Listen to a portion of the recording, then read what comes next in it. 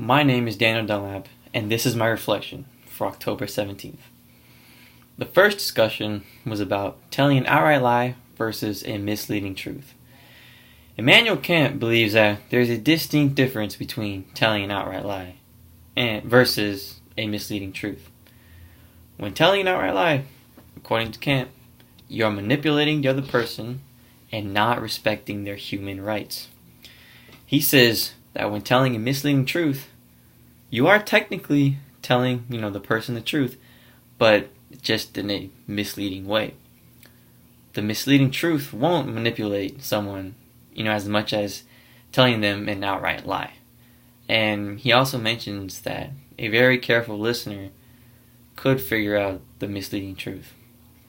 So basically, the level of manipulation is much lower, in a misleading truth in comparison to an outright lie.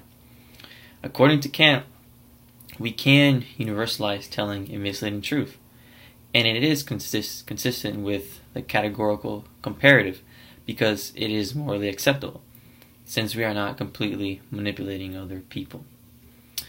The second discussion was about what basic rights would enable everyone to exercise their freedom. What would they be if everyone had to agree to them, and also to formulate a new constitution? The first basic right that I would choose would be freedom of speech. This one is a must-have, in order for everyone to be able to exercise or pursue their freedom.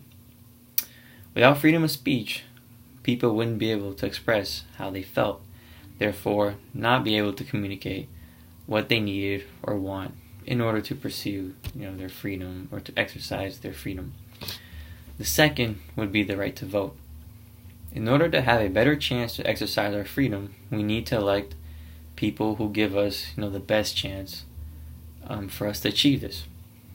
One who has the same values as us and same goals will most likely pave the way, for our own benefits, pave a way for us to achieve or exercise our freedom. The last basic right that I would talk about is the right to be able to attend school. In order for someone to have the best chance in pursuing their freedom, is by way of education. A lot of people don't have the financial means or ways to receive an education. So this basic right, would be very important to everyone.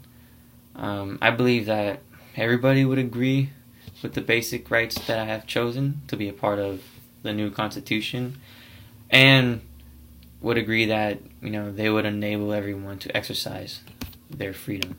Thank you.